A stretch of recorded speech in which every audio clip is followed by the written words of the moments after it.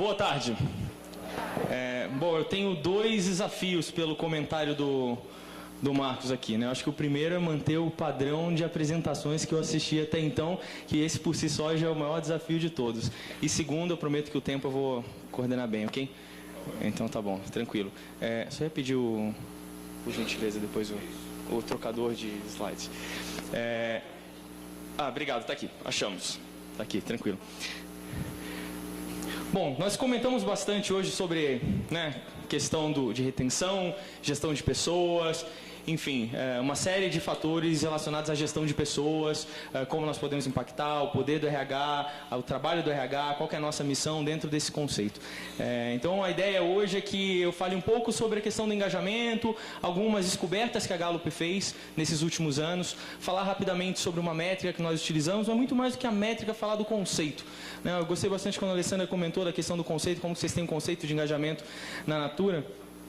Então, é extremamente interessante definir qual que é o conceito, o que a gente espera dessa questão de engajamento, o que a gente define como engajamento dentro da nossa organização é extremamente importante, mais importante, inclusive, do que efetivamente a métrica que você está utilizando. A métrica, ela simplesmente precisa fazer sentido para o que você efetivamente está fazendo. Antes de mais nada, só falar rapidamente, para algumas pessoas aqui devem estar falando, o que a Gallup está falando de gestão de pessoas, se eu conheço a Gallup como um instituto de pesquisa e que fazia pesquisa política. Eu falei Gallup, não Instituto Gallup, curiosamente só. O Instituto Gallup não existe desde 98. Então, para alguns pode ser uma surpresa, É uma frustração para o Raniu lá não existir desde 98. Mas, basicamente, a gente parou de fazer pesquisa política e, desde então, a Gallup tem investido bastante na questão do desempenho humano. Então, o nosso foco realmente é falar como medir o desempenho humano, como otimizar o desempenho humano, que métricas a gente pode utilizar para monitorar esse desempenho e realmente maximizar o potencial das pessoas dentro das organizações. Então, esse é o nosso principal foco. Dentro disso, a questão do engajamento. Antes, porém, de entrar no engajamento especificamente, eu só preciso acertar os ponteiros aqui, que eu não estou acertando, por sinal. Agora sim, foi. Hoje o nosso objetivo aqui, em primeiro lugar, é falar de retenção, mas muito mais começar a pensar como extrair mais das organizações. Quando a gente pensa em crescimento, quando a gente pensa em lucratividade, efetivamente, como que nós conseguimos alcançar maiores níveis de produtividade e lucratividade, tendo em vista que os processos são muito similares. Se eu fizer uma pergunta para vocês, bom, todo mundo aqui tem concorrente, tem alguém aqui que não tem concorrente? Alguém? Não? Tá, perfeito, melhor. Se você implementa um novo processo, quanto tempo o seu concorrente demora para copiar? 6 meses? 3? Se bobear em 1 mês, ele copia ou não? Facinho, E é aquela história clássica, Não vou entrar nem em detalhar quem ele não copia, são as pessoas. Não é nem por isso. É muito mais para falar da questão de competição. Hoje em dia é muito fácil você copiar um material, um produto, mesmo uma máquina, Bom, algum chinês aqui, empresa chinesa, Acho que estão invadindo o mercado porque capacidade de copiar e aprimorar é extremamente grande. Então, isso por si só traz um objetivo, traz um desafio, vamos dizer assim, maior para as organizações. Então, o primeiro ponto aqui é... Eu não estou me entendendo. Foi. Até o final eu vou me entender com isso aqui. Então, de onde que a gente vai trazer esses ganhos de desempenho? Da onde realmente a gente vai conseguir alavancar essa questão? Eu não sei se alguns de vocês já ouviram falar dessa nova disciplina, do novo modelo econômico. Eu vou falar rapidamente antes, só para contextualizar da onde surgiu essa história de engajamento, por que a gente fala de engajamento. Em primeiro lugar, a gente fala de engajamento porque a economia tem mudado. A economia tem mudado, acho que a maioria de vocês acompanhou a crise de 2008, verdade? Graças a Deus sentimos pouco, verdade ou não? Acho que comparativamente com outros países sentimos pouco a crise. A gente, na verdade, o primeiro ponto básico aqui é, a gente tem a economia neoclássica, que é aquela economia mais tradicional, que é a economia onde tem indicadores que são extremamente tradicionais, vamos dizer assim. Pessoal, acho que a bateria para cá, não, para cá, agora foi, eu vou apontar para a parede. Indicadores tradicionais. Alguém chutaria que indicadores são esses, de uma economia tradicional? Como? Emprego, PIB, lucratividade e tudo mais. Legal, a gente vai para o segundo, que a gente começa a implantar processos de melhoria. Então, é o segundo momento econômico. E aí, para quem está na área de manufatura, Lean, Six Sigma, TQM e por aí vai, verdade? Então a gente começa a implantar uma série de processos para otimizar a nossa operação, para buscar maior eficiência, maior qualidade, principalmente quando a gente fala de clientes, processos. A grande verdade é que esses dois processos hoje, ou esses dois modelos de economia, já não trazem as vantagens competitivas que traziam no passado. Se eu falo de que você tem Lean, seus clientes podem, seus concorrentes também têm Lean. Se eu falo que você tem TQM, talvez eles tenham também. E você vai diminuindo um pouco a sua capacidade de gerar inovação com base nesse modelo. E aí surge uma tal de economia comportamental, ou Behavior Economics, como o termo diz, surgiu nos Estados Unidos esse conceito. Eu vou explicar rapidamente, mas basicamente hoje os principais indicadores que nós temos na economia, eles vêm desse novo modelo econômico, e em segundo lugar, ele fala muito mais da direção para o futuro. Então é muito mais um modelo que vai ajudar você predizer determinados comportamentos econômicos e financeiros. Econômicos quando eu estou falando da economia como um todo, do país. Financeiros quando eu estou falando do micro, quando eu estou falando da nossa organização. Ok? O que é efetivamente a economia comportamental? Tem duas definições básicas aqui. A primeira definição é que é uma ciência da tomada de decisão e escolha econômica. Então é a maneira como a gente escolhe. Ser humano é mais racional ou emocional? Emocional? Tem engenheiro aqui ou não? Engenheiros? Poucos. Eu recebi, a gente trabalha com uma montadora. Não sei se alguns de vocês trabalham com engenheiros também, Pode ser. Estava numa sessão com engenheiros com uma montadora e um deles, na verdade, quando a gente falou isso que o ser humano é emocional, ele levantou a mão e falou, mas até engenheiro? Falou, acho que antes de ser engenheiro o cara é ser humano, mas aí talvez tenha alguma coisa, eu perdi algum pedaço nessa história. Então assim, engenheiro é emocional também, acredite. Pode estar numa empresa de uma farmacêutica, pode estar numa empresa de uma montadora, no que quer que seja, mas continua sendo emocional. E tem uma segunda definição que diz respeito à intersecção da psicologia com a economia. E aí eu gosto bastante dessa definição. Eu acho extremamente interessante. Curiosamente, o Daniel ali, vamos aportuguesar o nome dele, mas o Daniel, ele foi o Prêmio Nobel de Economia em 2002. E aí tem uma baita de uma curiosidade aqui. Quantos aqui são psicólogos? Agora sim. Agora sim. Legal. Agora rolou um movimento. Pessoal, foi a primeira vez que um psicólogo ganhou um prêmio de economia. O pessoal de psicologia está feliz agora, Falar, tá vendo aí, a gente sabe ditar economia. Que isso, tá se achando? Que isso, você que é administrador aí? Pessoal, foi a primeira vez que ele ganhou. E aí por que ganhou? Porque a gente não pode esquecer que por mais que a economia pareça 2 mais 2, ela é assim que ela funciona exatamente dessa forma? Sim ou não? Só não, sabe que não. Sabe que não.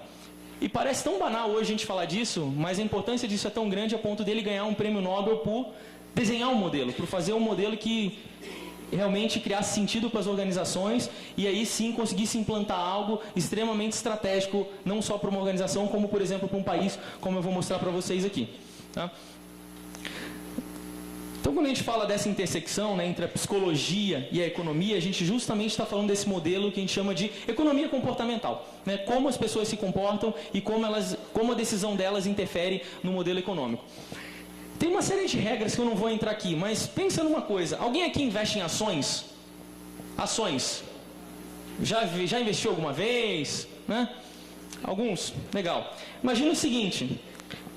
Você está lá na sua casa, 8 horas da noite, e aí liga um amigo seu para saber se está tudo bem, e aí ele faz um comentário.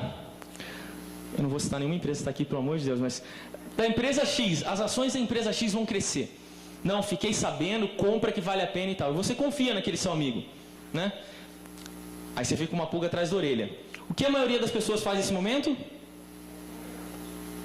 Pessoal, compra. Por quê? Porque confiança é um fator chave nesse processo. Você fez alguma análise econômica dessa ação? Não. Você fez alguma análise financeira? Não. Você tem os dados disponíveis para fazer? Sim. Mas por algum motivo você não fez. Então, por quê? Porque existe um fator que é extremamente emocional, subjetivo, abstrato, que interfere, verdade ou não? Quantas vezes a gente não faz isso? Pensa em coisas comuns. Você vai comprar um carro, você compra revista. Bom, e aí tem diferentes tipos de pessoas, né? Tem um cara impulsivo que olhou o carro, vai lá e compra, tudo bem. Mas geralmente você vai pegar a revista, compra lá 4 rodas, altos postes e tudo mais, dá uma olhada, analisa o carro, você está certo da sua decisão. Até você comentar com o raio do seu amigo que você vai comprar aquele carro. Não, mas olha, eu ouvi dizer que esse carro não é bom. O cara coloca todos os empecilhos naquele carro. Ele nem sabe muitas vezes se aquilo é verdade ou não, mas ele coloca todos os empecilhos no carro. Mexe ou não mexe? Mexe. E aí aquela decisão racional que você tomou, ela vai para as cucuia, vai por água abaixo. Por quê? Porque teve um fator emocional que influenciou totalmente a sua decisão. Vamos trazer para o ambiente de trabalho. Não funciona igualzinho? Pessoal, funciona igualzinho. Ah, tem um gestor que é super bacana. Até o momento de alguém vir começar a falar mal do cara. Não, porque fiquei sabendo é terrível. É o do cafezinho, né? Não, porque fiquei sabendo que aquele cara ali, ó, eu não sei não. Pronto, dali 3 dias depois o cara é o inferno do departamento, péssimo gestor, e você não sabe por que você está falando aquilo, mas você está falando. Se alguém falou para você, você confia, então você está falando. Verdade? Pessoal, economia comportamental nada mais é do que isso. A gente tentar entender esses fatores que não são racionais, que são intangíveis, vamos dizer assim. Certo? Quando a gente fala rapidamente aqui numa definição, a gente basicamente fala que a teoria econômica, sem a compreensão do impacto da psicologia, ou pelo menos da natureza humana, ela não é capaz de fornecer todos os subsídios, todas as informações que nós precisamos para melhorar o desempenho organizacional. Parece óbvio, verdade? Pessoal, parece óbvio. Define óbvio para mim. Essa definição rápida de óbvio. Básico? Lógico? Claro? Para quem? Para você. Para mim não é nada de óbvio. É uma questão de bom senso, verdade? Define bom senso. É a concordância, né? É bom senso. Bom senso é para você, para mim é mau senso. E aí? Né? Então, de novo, a gente precisa realmente entender. E entender indivíduo, entender que as tomadas de decisões dele não são tão racionais assim. Parece muito absurdo, né? Mas, Beatriz, foi você que falou do feitor? Foi, né? Beatriz falou da história do feitor.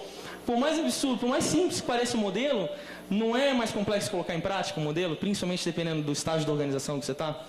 É bem mais complexo, pessoal. 2 comparações rápidas aqui, né, sem entrar em muitos detalhes, mas falando um pouquinho do que é economia comportamental e do outro lado do que é economia neoclássica.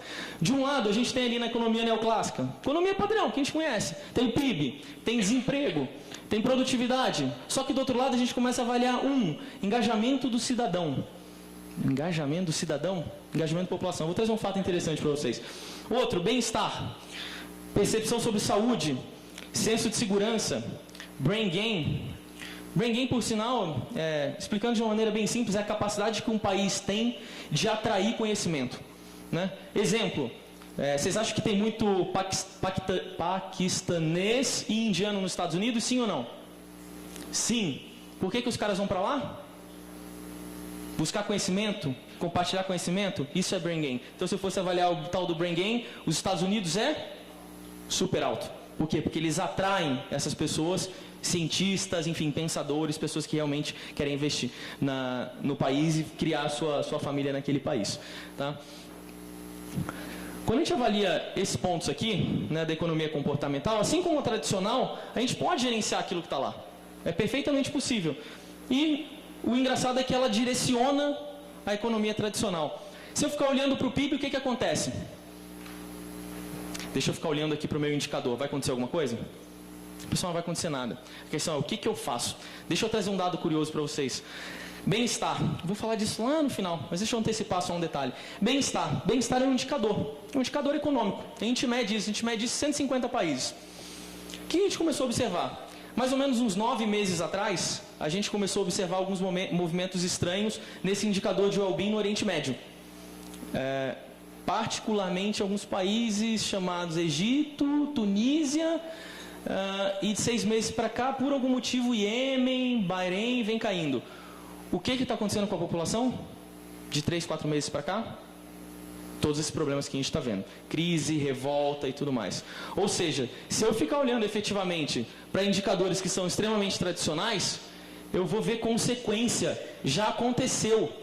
Já aconteceu. Se eu for começar a olhar para indicadores que tradicionalmente são indicadores abstratos, e falar, para as pessoas ficarem felizes, pessoal, é muito mais profundo do que simplesmente deixar as pessoas felizes. São indicadores que você consegue predizer, muitas vezes, o que vai acontecer com a sua economia. O que vai acontecer com o humor do consumidor. Né? Se o humor do consumidor cai, só que antes do humor do consumidor eu tenho que avaliar uma série de coisas que impactam esse humor. Ou humor de mercado, como a gente gosta de falar agora, né? Então, o potencial de compra. Tá claro isso? Então, a gente realmente tem que olhar para o outro lado da moeda e observar que a economia emocional, ela sim impacta a economia chamada de clássica, vamos dizer assim. Quando a gente fala de vai para o micro agora, pensando na empresa, a gente está falando que na economia neoclássica a gente tem o quê? Stock price. Aquelas empresas listadas na bolsa, sabem como é que funciona isso, Natura é uma delas. Então, acompanhamento desse valor das ações, como é que isso funciona, enfim, gestão corporativa. EPS, mesma coisa, o lucro, o crescimento, são todos fatores tradicionais que a gente tem que medir dentro de uma organização. Em contrapartida, existem alguns fatores que causam ou, de certa forma, predizem o comportamento desses indicadores que estão aqui. Né? Um deles é o engajamento dos funcionários. A gestão por talentos ou gestão por pontos fortes, se a gente for falar aqui, engajamento de clientes, a promessa da marca, enfim, uma série de fatores que, assim como na economia macro, na economia micro, ou seja, na organização, eles predizem esse comportamento. Eu vou dar exemplos mais práticos do que significa isso, de como essas relações funcionam. Tá? Mas o ponto-chave aqui a economia tem mudado e não significa que o que a gente utilizava não presta mais. Significa que a gente evolui, todos nós evoluímos. Né? Acho que tem uma série de... A gente vai criando descobertas, avançando, criando novas formas de medir, novas formas de compreender a natureza humana. Então, nada mais do que a economia comportamental talvez seja um próximo passo da nossa economia. O que não significa que o PIB não preste, pelo amor de Deus. Continua sendo um dos nossos indicadores. Só que a gente tem que começar a antecipar, talvez, algumas dessas necessidades. Ok? Quando a gente fala traz isso para esse movimento de satisfação, engajamento, a gente também começa a observar algumas relações. Né? Quando eu olho para satisfação e para engajamento, alguém conseguiria definir se existe uma diferença entre os dois? E qual é essa diferença? Algum chute? O que é satisfação? Prazer? Atender a necessidade? Engajamento é a consequência da satisfação? Quando a gente fala de satisfação, primeiro que a gente está falando de algo que é um tanto quanto transacional. Né? Ele flutua com maior rapidez. Né? A satisfação ela muda mais rápido. Vou dar um exemplo prático para vocês. Quem usou o exemplo do McDonald's aqui? O Sérgio usou o exemplo do McDonald's, né? Tá bom. Eu vou pegar o mesmo exemplo do McDonald's. Imagina o seguinte, você foi 30 vezes já no McDonald's. 30 vezes no McDonald's. Na 31ª vez que você foi no McDonald's, o que aconteceu? O hambúrguer estava frio. Sabe aquele alface meio amarronzado que já chupou a gordura? Gostoso? Esse. Batata, aquela mochiba sem sal, fria. Refrigerante, purgante em si. Né? Quente, sem gás. Super agradável. Na saída, sabe o tradicional botãozinho que a gente tem? Muitas vezes refeitórios, as empresas têm, não tem lá os 3 botõezinhos? Satisfeito, não está satisfeito? Qual que você clica na saída?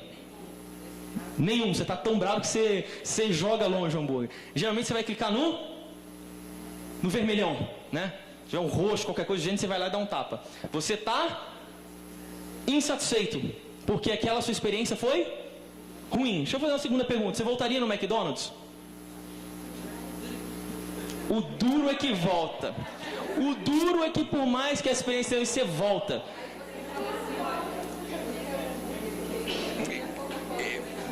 Bom ponto. Exatamente. Hoje está falando aqui basicamente, olha, eu vou só especificar o que eu quero. Eu quero um hambúrguer quente, né, um alface crocante, eu quero uma batata e eu vou esperar porque eu vou ver você tirando na hora, né? E você vai fazer o teste antes da Coca-Cola de preferência. Pessoal, você volta. E aí por que você volta? Por que você voltou para o McDonald's? É meio coisa de louco, né? Pessoal, você volta porque você teve experiência anterior, sim ou não? Você volta porque provavelmente você confia. Você volta porque ele cumpre o que promete de certa forma, que é, eu prometo te entregar um lanche com uma velocidade rápida, né? E que de certa forma vai te nutrir. Sem especificações quanto a calorias nesse momento, por favor. Mas ele de certa forma vai te nutrir. Então esse é o objetivo. Pode ser que você tenha engajamento com o McDonald's. Naquele momento você é insatisfeito, mas você está engajado. Por quê? Porque você traz experiências anteriores. Tá claro como a satisfação ela pode ser mais transacional e o engajamento ele é algo que você constrói ao longo do tempo? É claro que se você ficar satisfeito continuamente, a tendência é que você se torne engajado. Sempre é assim? Não necessariamente. Não necessariamente. Por quê? Porque muitas vezes a gente não consegue pegar no botãozinho que a gente precisa.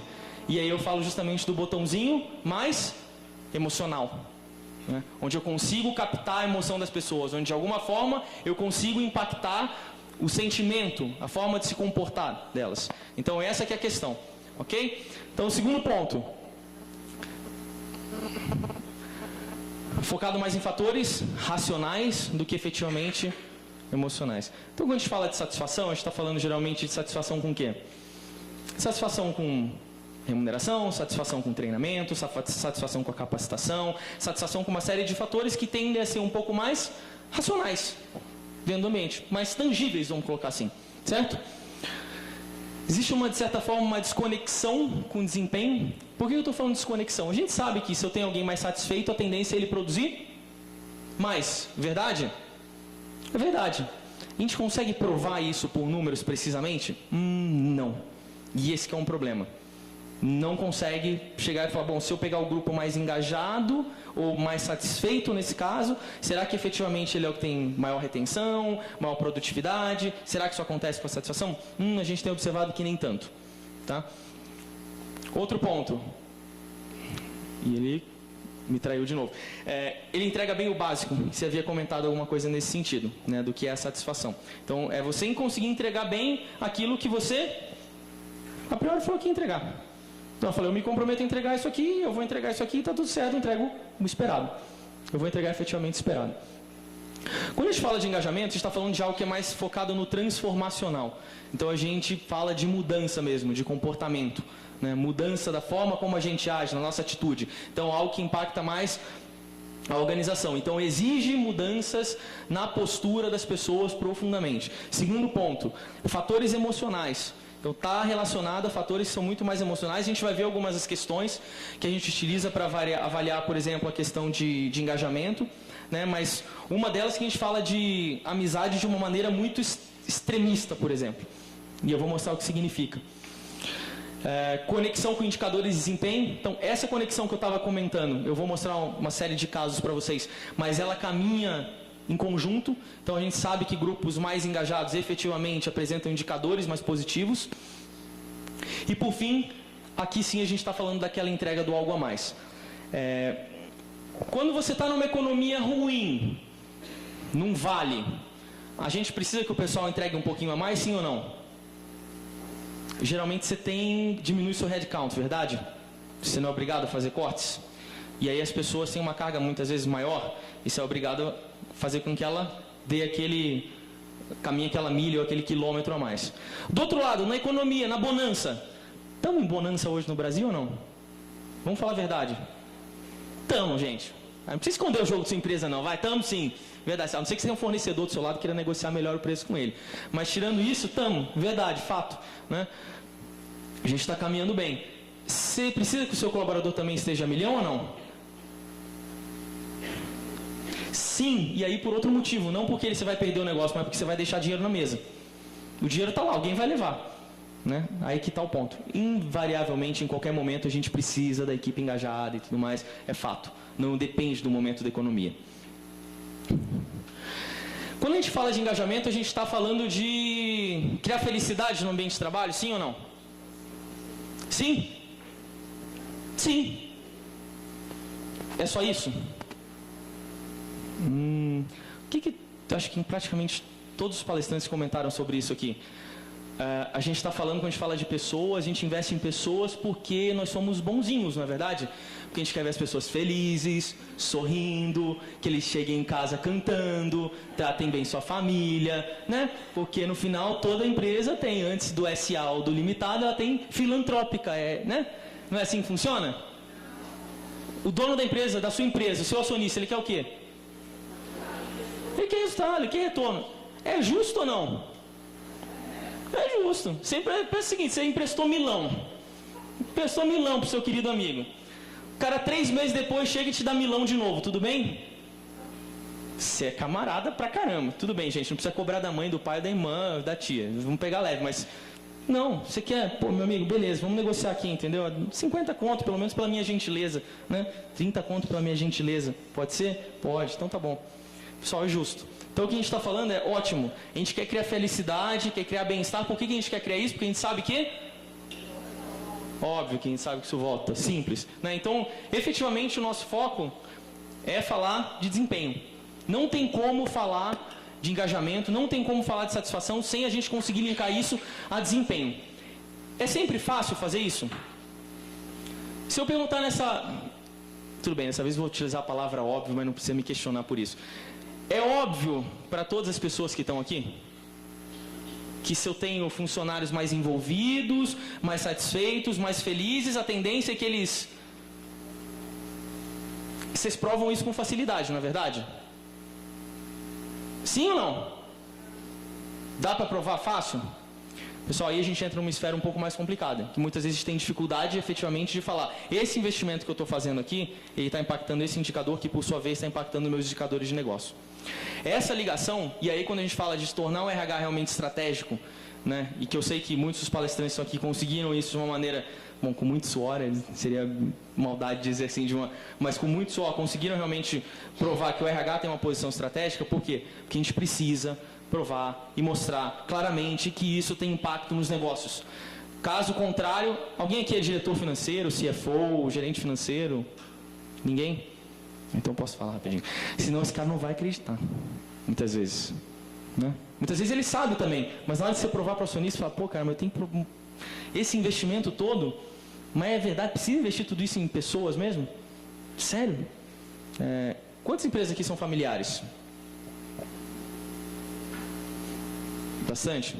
Ano passado eu tive uma experiência, na verdade, nos últimos 18 meses, uma experiência de sentar um pouquinho do outro lado e vivenciar mais o RH. Eu fui trabalhar numa empresa familiar. Se você não provar por número, você consegue fazer alguma coisa? Sim ou não? Por quê? Dá para quantificar, né? Se eu cheguei aqui desse jeito, por que eu vou precisar fazer alguma coisa diferente nessa altura do campeonato? E aí você não consegue provar, por sua vez... Eu posso ler um monte de livro, mas e aí? Eu preciso provar no meu negócio, porque o meu negócio é diferente. Mais que o meu negócio, a minha empresa é diferente. Vocês nunca ouviram falar isso, né? Nunca, né? Ninguém nunca ouviu falar nisso. Foi. Por que raios, então, que a gente fala que o engajamento é importante? Pensa no seguinte, se eu perguntar para vocês, qual que era a função do cara que estava com a tinta branca na mão? Não, fala a função dele para mim. Pintar a faixa. Se eu perguntar para vocês, esse cara fez alguma coisa de errado? Não, ele pintou a faixa. Ele pintou a faixa, ele não fez nada de errado. Nada de errado, absolutamente nada. Agora, tá engajadaço o cara, né? Pô, é minha empresa, eu dou meu sangue pela empresa. Pessoal, diz a lenda que essa foto é verdadeira. Eu não sei dizer. Mas obviamente isso não é no Brasil, né? Claro. Isso aqui acontece muito no país europeu e tal, mas aqui esse tipo de coisa não. A população brasileira é altamente engajada e tal. O que de certa forma não é mentira. Pessoal, talvez esses caras estejam satisfeitos. Talvez ele ache que ele sabe o que ele tem que fazer. Mas eu não tenho nada a ver se o cara que deveria cortar a árvore, ele faltou hoje.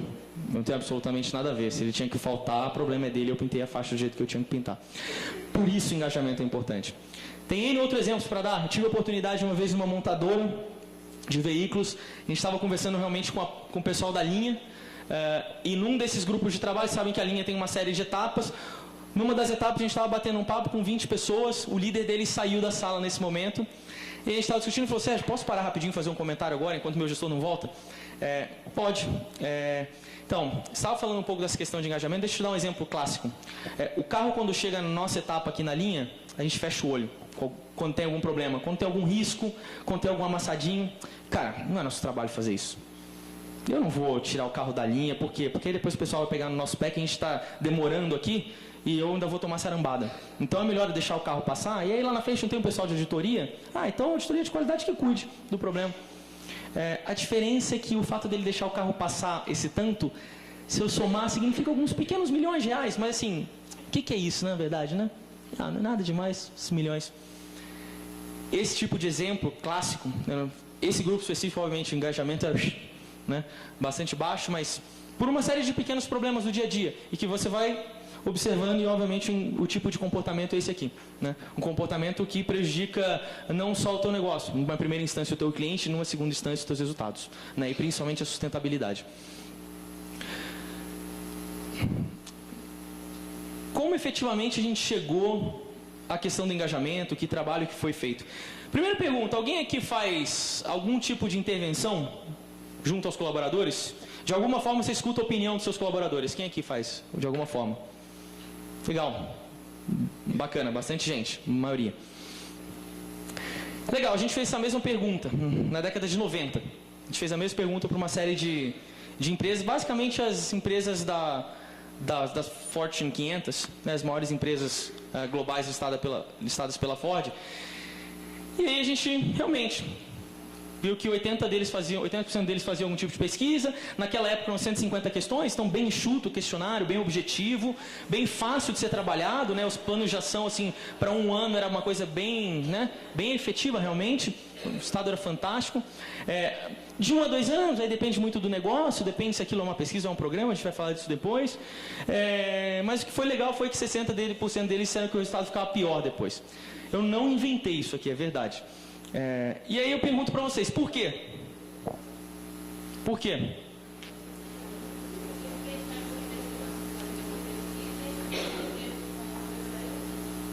Bingo, questão de expectativa, né? Perfeitamente. Se eu chego para vocês e falo, pessoal, olha, eu vou retardar, vamos sair 15 minutos antes, tudo bem? Pô, legal, bacana, legal, vai dar tempo de eu evitar o trânsito, o que quer que seja.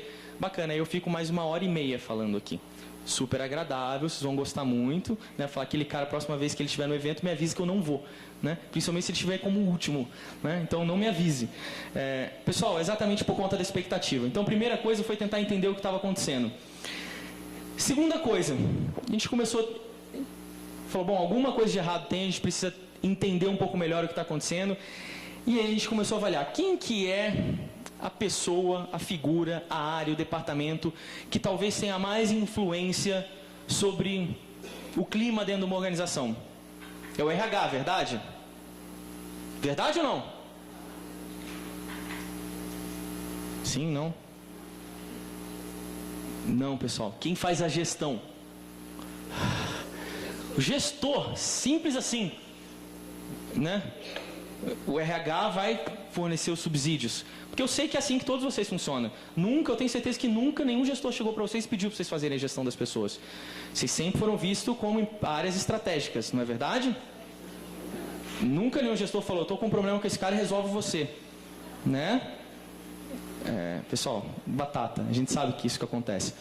A gente primeiro foi falar com gestores, né? E aí com os gestores tentou entender um pouquinho, falou, bom, deixa eu saber, então deixa eu entender quem são os melhores gestores segundo os indicadores que organizações têm, e aí deixa eu lá falar com esses caras.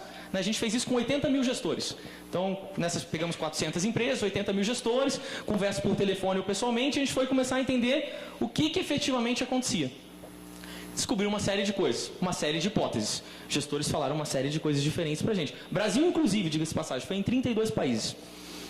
Legal, a gente voltou para uma segunda etapa. Imagina que eu tinha um monte de hipóteses na mão. Só que eu falei, que hipótese é essa que está certa, não está certa? Eu preciso investigar. E para investigar eu preciso falar com quem? Com os trabalhadores, com o colaborador, com o funcionário. É ele que eu preciso ouvir. Né? Então o que a gente foi fazer? A gente foi fazer alguma coisa, eu prometo. Legal, a gente foi falar com as 400 empresas, nos 32 países. A gente aplicou mais ou menos 1000 questões diferentes, né? Em mais ou menos 1 milhão de pessoas, 1 milhão de colaboradores. Depois eu passo para vocês, enfim, se alguém tiver curiosidade de ler o livro, toda a história, como é que foi. Talvez alguns conheçam. Mas basicamente o que a gente queria é tentar entender realmente o que estava acontecendo, o que era crítico no ambiente de trabalho. Só que tinha um pressuposto para isso acontecer. Os grupos de trabalho tinham que ter algum tipo de indicador de desempenho. Porque qual que era o objetivo? Procurar grupos de trabalhos felizes? Não. Era efetivamente procurar grupos de trabalho produtivos. Produtivos, eficientes. Essa era a ideia do estudo. Senão não ia adiantar muita coisa. Senão eu ia voltar ao mesmo problema. Não sei como impacta, então eu não vou fazer nada. E aí a gente começou a ouvir uma série de questões, colaboradores responderam as perguntas, uma série de informações importantes, salário importante, capacitação importante, desenvolvimento importante, crescimento importante, uma série de questões relevantes para o ambiente de trabalho. Só que a gente precisava definir o que era mais importante, o que mais impactava. Alguns desses itens eram importantes, mas impactavam tanto assim o engajamento? Não. Gostei muito quando você abordou a questão da retenção. Rose abordou e você levantou alguns pontos que falou, esses pontos são importantes. Mas será que servem para retenção especificamente? A gente tem que tomar cuidado com o que constrói engajamento versus fatores que criam a insatisfação ou o desengajamento. São coisas diferentes, né? Engaja um cara que ganha 50% a menos que o mercado, tá fácil? Você pode até engajar, mas vai ser duro, vai. Você vai ter uma dificuldade um pouco maior. Então não dá para ignorar realmente todos os fatores. Agora, para engajar você precisa pagar 30% acima? Pessoal, alguém que teve experiência de comprar carro novo nos últimos 3 meses? Alguém? Quanto tempo faz? 3 meses, estão na lata. Como é que foi a primeira semana? Que você estava com um carro? Super emoção. Meia-noite estava você na rua toda feliz, com o vidro baixado andando e tal. Não, o que você está fazendo? Estou andando de carro, né? Quer algum bar? Não, obrigado. Eu vou até Sertãozinho, depois eu dou uma volta e tal, mas só quero dar um passeio aqui na região, né? Vai com esquina no carro, né? Passa em frente ao bar, abaixa o vidro, né? Porque aí carro novo, né? Tem que abaixar o vidro e falar, oi, tudo bem? É assim que funciona. 1 mês depois, tá legalzinho ainda, não tá? Mas já não rola o vidrinho, né? O vidro já tá para cima. 2 meses. Não vou sair 10 horas da noite para passar de carro. Tem coisa chata. 3 meses. Seu carro é o quê? É um veículo motorizado que te leva do ponto A ao ponto B. Podemos definir assim? Tadinho, ele é bonitinho, né? Então tá bom. É um carro e continua sendo bonitinho.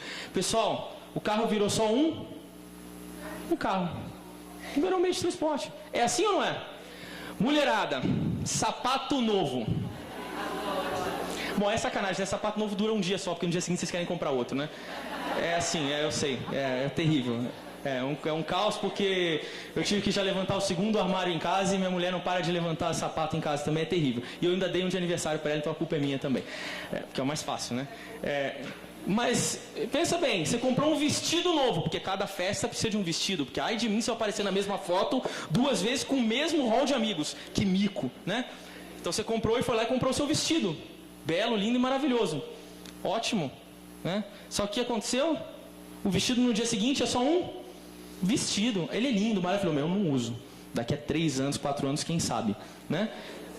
Essa é a regra do jogo. Tudo bem. É que vocês são pessoas diferentes, né? Como o pessoal está usando agora em São Paulo, é gente diferenciada, né? Isso, gente diferenciada. Essa é a moda agora, né? Em todo lugar, né? Então, é gente diferenciada. Pessoal, tem uma série de fatores que são importantes, mas tem uma série de fatores que vão voltar para o curto prazo da satisfação. Eles impactam a satisfação, é transacional. Hoje está de um jeito, amanhã foi por água abaixo, virou pó. Né? Continua sendo importante, mas não tem o mesmo impacto sobre o engajamento. Então o que a gente tinha que fazer? Desses fatores todos que surgiram, que são importantes, a gente precisava realmente analisar o que impactava o engajamento diferentemente. Então foi aí que a gente começou o processo. Só como curiosidade, sem entender o que a gente fez, basicamente você imagina que a gente segmentou 2 grupos, de maneira bruta. Primeiro, unidades que tinham alto desempenho versus unidades que tinham baixo desempenho. Essas unidades podiam ser o quê? Uma unidade de negócio, um grupo de trabalho, depende. Desde que a gente estivesse num nível onde indicadores de negócio nos dessem subsídios.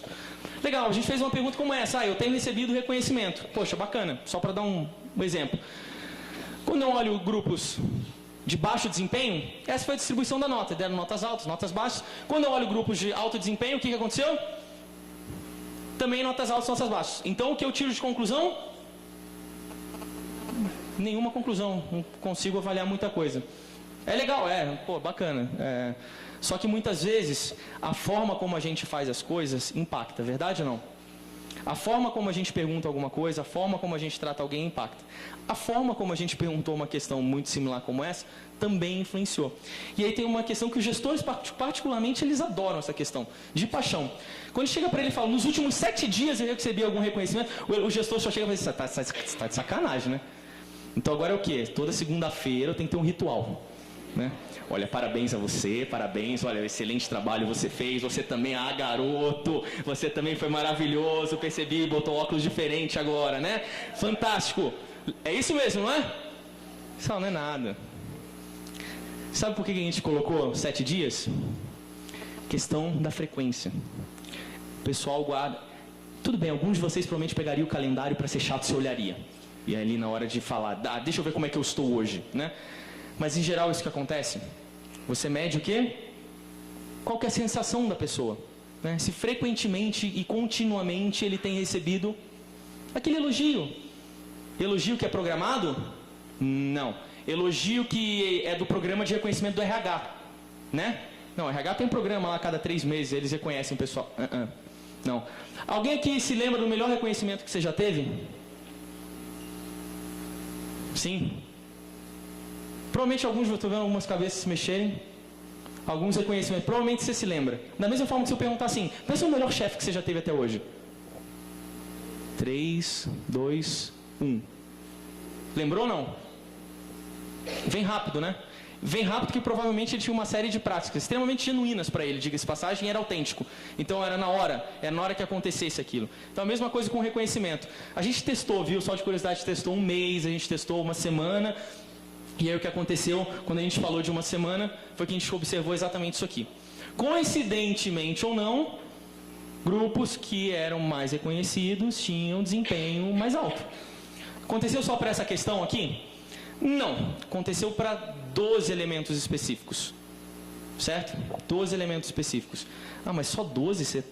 Não é 12 perguntas que você está falando, são 12 blocos de questões, não é isso? Não, são 12 perguntas mesmo. São 12 questões, efetivamente. Que tocam em temas que muitas vezes são temas comuns. Verdade que reconhecimento é comum? Eu tenho certeza que 99% daqueles que levantaram a mão, fazem algum tipo de pesquisa ou intervenção com os colaboradores, trabalham a questão de reconhecimento. O problema é o que a gente está trabalhando dentro de reconhecimento. Esse é o ponto. Se eu pego uma questão como progresso, eu vou entrar rapidamente nelas, mas progresso, todo mundo vai perguntar, crescimento, a gente pode perguntar, mas o que a gente está querendo saber disso? Como que a gente está avaliando isso? Essa é a diferença, ok? Não vou entrar em muitos detalhes, basicamente a gente, vamos dizer assim, aglutina as 12 questões, né, as 4 dimensões, seguindo a mesma pirâmide famosa de bom e velho Maslow, ok? Necessidades básicas, suporte gerencial. Por que suporte gerencial? São questões onde o gestor diretamente tem um impacto mais incisivo. Depois questões que envolvem a equipe, e aí por fim, o que a gente fala de crescer, né? O crescimento. Foi. Primeiro, necessidades básicas. 2 pontos especificamente. O primeiro deles é a questão de expectativa e alinhamento, né? Será que você sabe o que esperar de mim? E aí tem 3 coisas, até para compartilhar rapidinho com vocês. O que a gente descobriu? O que os gestores naquela pesquisa que a gente fez nos 80 mil falaram pra gente? 3 coisas. 1, se quando o cara entrar na minha equipe eu não perguntar, sabe o que a empresa espera de você? 2, sabe o que eu, gestor, espero de você? São coisas diferentes, concorda? Nenhuma descrição de cargo tem índice de qualidade, tem? Índice de qualidade esperado, 95%.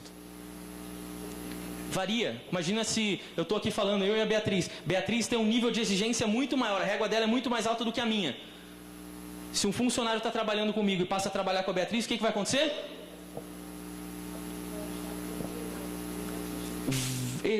Perfeito. Vai achar que é inatingível? Simplesmente porque somos diferentes. Se ela não fizer esse primeiro trabalho, ela não vai reconhecer o funcionário, ele não vai se sentir frustrado com isso, não vai haver desenvolvimento, não vai haver crescimento e a gente prejudica todo o engajamento. Segundo, materiais e equipamentos. Poxa, bacana, bem-vindo ao call center. Você não tem nem computador nem telefone, mas bom trabalho. Difícil, né? O legal, pessoal, bem-vindo à área de TI. Você tem que rodar a folha de pagamento pra gente, por gentileza, mas eu acabei de te dar um 486. Boa sorte, né? Então, muito cuidado. Outro ponto, suporte gerencial. Primeira questão, explorar pontos fortes. Entrar rapidamente num detalhe, não quero extrapolar meu tempo, mas gestão por pontos fortes.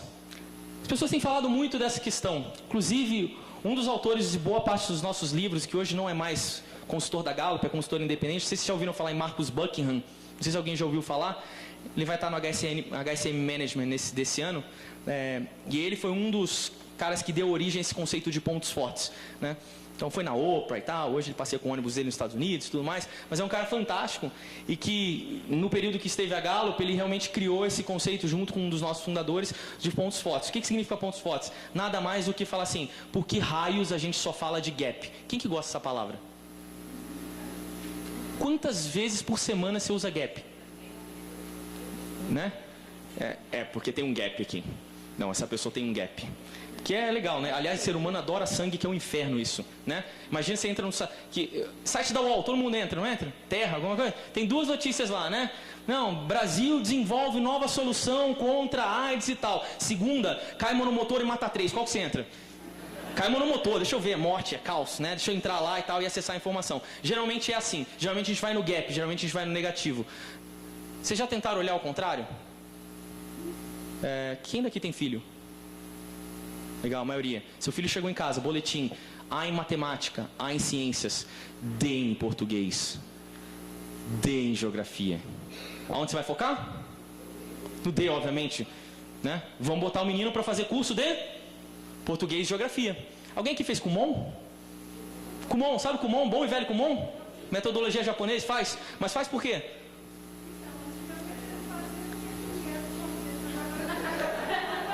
Aí, agora eu gostei da mudança.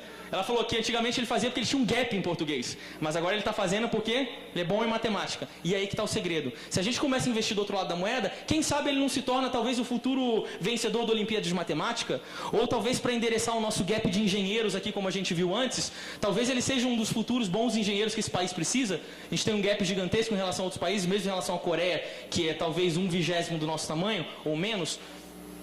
Pessoal, quando a gente olha para o outro lado da moeda e a pessoa sente que a gente está investindo do lado que ela realmente tem facilidade, do lado que ela gosta, a tendência do desempenho dela é, óbvio, melhorar. Ela se sente melhor, ela atela mais a organização, ela traz mais produtividade. Ok? Segundo, reconhecimento contínuo, nós falamos sobre isso. Terceiro, importar-se com a pessoa. É fácil mostrar que você se importa com alguém, certo? Deveria ser. Deveria ser fácil você se importar com alguém. Nem sempre é tão fácil assim. Mostrar que você realmente, genuinamente se importa com aquela pessoa. Mas não com um funcionário. Você se importa com a pessoa.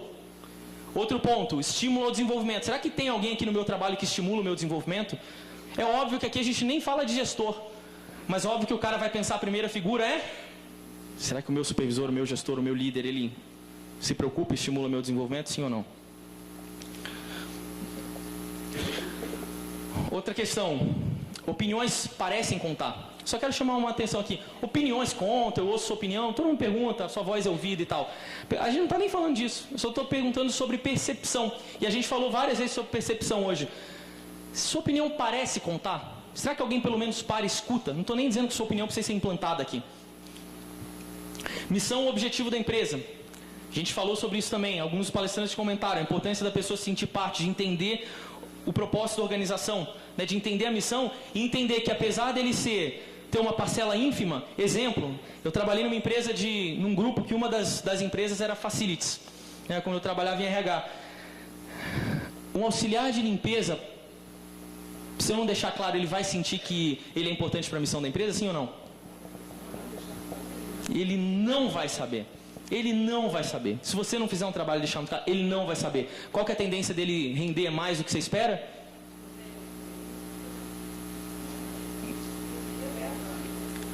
Exatamente, quando você releva, quando você engrandece, quando você amplia. Velha historinha boba que a gente fala, você está construindo o quê? Estou construindo um muro ou uma igreja? Aquela velha historinha.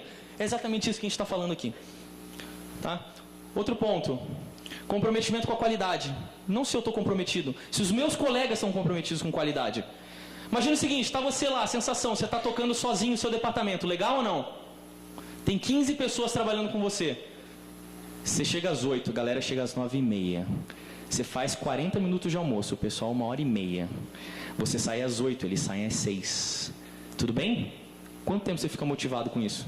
Em quanto tempo você vai começar a chutar o pau da barraca? Rapidinho, tá? E por fim, eu digo que essa questão mais polêmica, que é a questão do melhor amigo. Aí você fala, que raios que alguém tem que ter um melhor amigo trabalhando do seu lado? Qual que é a diferença que isso faz? Alguém aqui trabalha com um melhor amigo? Meia dúzia, talvez. Pessoal, parece que não tem importância, mas faz diferença você trabalhar com alguém que você possa confiar, que indiretamente você possa compartilhar uma série de questões críticas do seu ambiente de trabalho, que você sabe que aquela pessoa não vai levar aquilo adiante. E quando a gente fala, se a gente te perguntar, tem um amigo, qual que é a tendência? Todo mundo fala que tem. Brasileirão é assim, é um caos. Tem amigo? Tenho, amigão, tem uns 250 aqui na empresa. Todo mundo é meu amigo aqui. Foi isso que aconteceu lá quando a gente separou as perguntas. Todo mundo tem. Aí quando você vai apertando, grande amigo, já melhorou. Quando você põe o melhor, vum. Vocês acham que tem influência em quê? Tem influência em 2 pontos principais aqui. Influência em retenção e influência em produtividade. Tá? 2 influências pesadas como indicadores aqui. E por fim, a dimensão crescer, que é primeiro conversa sobre progresso. E aí eu acrescento um detalhe aqui, conversa nos últimos 6 meses. E aí, pessoal, muitas vezes a gente fala, tem uma avaliação de desempenho ou um processo de feedback uma vez por ano. É suficiente? Não. Não, porque a gente gostaria que o gestor fosse conversasse com o pessoal informalmente. Muitas vezes ele não faz. E não é suficiente. E a gente não cria o engajamento que a gente poderia ter com isso. E por fim, a oportunidade de aprender e crescer. Se eu tenho tido, no último ano eu tive a oportunidade de aprender e crescer. Pessoal, essas são as 12 questões que compõem a métrica. Por que as 12 questões? Porque elas têm uma relação direta com produtividade e indicadores de negócio. Que relações são essas? Alguns detalhes. Isso aqui é do banco de dados da Gallup, a gente sempre avalia dos últimos 3 anos. Nos últimos 3 anos a gente tem 7,4 milhões de respondentes, de colaboradores. Quando a gente avalia os indicadores aqui, o que a gente está pegando é, pensa nos 25% melhores versus 25% piores grupos de trabalho. Essas são as diferenças que a gente observa no desempenho. Exemplo, turnover, 49%, 50% de diferença.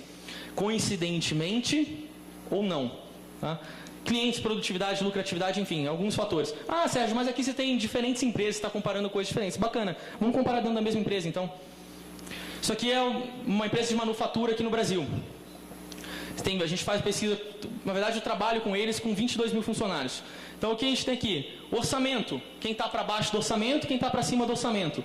Do lado esquerdo de vocês o grupo menos engajado, do lado direito de vocês o grupo mais engajado. O que significa dizer que o grupo mais engajado tem melhor resultado quando a gente avalia o orçamento. E por que olhar o orçamento? Porque senão eu comparo pera com melancia. E aí não funciona. Ok? Um outro, mas será que isso aqui globalmente funciona? A gente está falando de globalização, enfim, falamos inicialmente da Raizen, falamos de Natura, enfim, falamos de uma série de empresas que estão no processo de globalização. Resposta é sim, né? Manufatura norte-americana, aqui número de incidentes. Ano 1 de trabalho, ano 2 de trabalho, ano 3 de trabalho. O grupo que apresentou o melhor crescimento, evolução e engajamento é o grupo que teve uma queda mais forte no índice.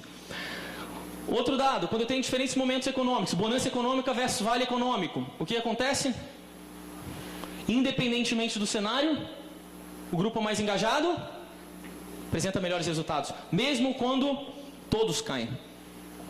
Acho que aquela diferença é interessante, né? Quer dizer, se é uma diferença aí de 2,5% em vendas, faz uma diferença considerável. Enfim, a gente está terminando aqui, mas apresentar um outro detalhe, um banco asiático, para pegar um outro continente. Isso aqui nada mais é do que, na base aqui, pessoal, engajamento de colaboradores. No outro vértice, engajamento de clientes. Ah, será que o colaborador impacta o cliente? Resposta é sim. 2006, 2007, 96% de agências com alto índice de engajamento. Ok? No 2009, o último indicador que a gente tem deles. E isso não significa só isso, significa que a gente tem um aumento em uma série de indicadores. Né? Esse banco, efetivamente, na Ásia cresceu bastante, né? E atingiu alguns indicadores bastante interessantes. Último detalhe. Antes, e aí fala do conceito. Eu sei que meu tempo foi esgotado, me permita 2 minutos, só para fechar. 2 detalhes importantes. Primeiro, avalie se sua organização está preparada para receber determinado conceito, né? A Sandra comentou disso antes, o conceito que eles utilizam na Natura e tudo mais. Avalie, né? Verifique se realmente esse conceito faz sentido, e se faz sentido, como que você vai posicionar e o que você quer extrair com esse conceito dentro da sua organização, né? Para que você não se frustre em determinado momento. Segundo, pessoal, posicione sempre o trabalho que vocês forem fazer como um programa, não como uma pesquisa. A pesquisa ela acontece uma vez por ano, um programa ele é contínuo. A pesquisa ela simplesmente fornece subsídios para um programa que você tem e não para uma pesquisa que você tem. Parece besteira o que eu estou falando, mas faz uma diferença brutal na hora que a gente está implementando e desenhando todo o projeto. Tá? Então, assim, na hora que vocês pensarem nas organizações de vocês, considerem isso como um programa. E aí, não vou nem entrar em detalhes isso aqui do gestor, só vou falar de uma próxima disciplina que algumas empresas já começam a discutir, que é justamente o bem-estar, ou o well-being, que eu comentei anteriormente com vocês, que é uma coisa que vem fazendo impacto e vem causando impacto, inclusive, nos indicadores. Que é, quem tiver curiosidade, enfim, vou ter toda a satisfação depois de compartilhar alguma informação ou material específico sobre isso, que na verdade é o tema mais novo que a gente tem investigado. Né? Assim como o pai e mãe são heróis, né, dos filhos, vocês podem ter certeza que aqueles são gestores, e obviamente vocês são RH, a gente sempre está na berlinda, está sempre com holofote. Então acho que se tem um desafio para a gente, né, para nós como RHs, é realmente impactar a liderança, é fazer com que a liderança olhe para as pessoas e imagine que, em primeiro lugar, a gente está falando com um ser humano, uma pessoa que tem emoções, e a gente precisa tocar essas pessoas. Tá bom? Pessoal, obrigado de coração, agradeço. Ótimo retorno a vocês. Obrigado.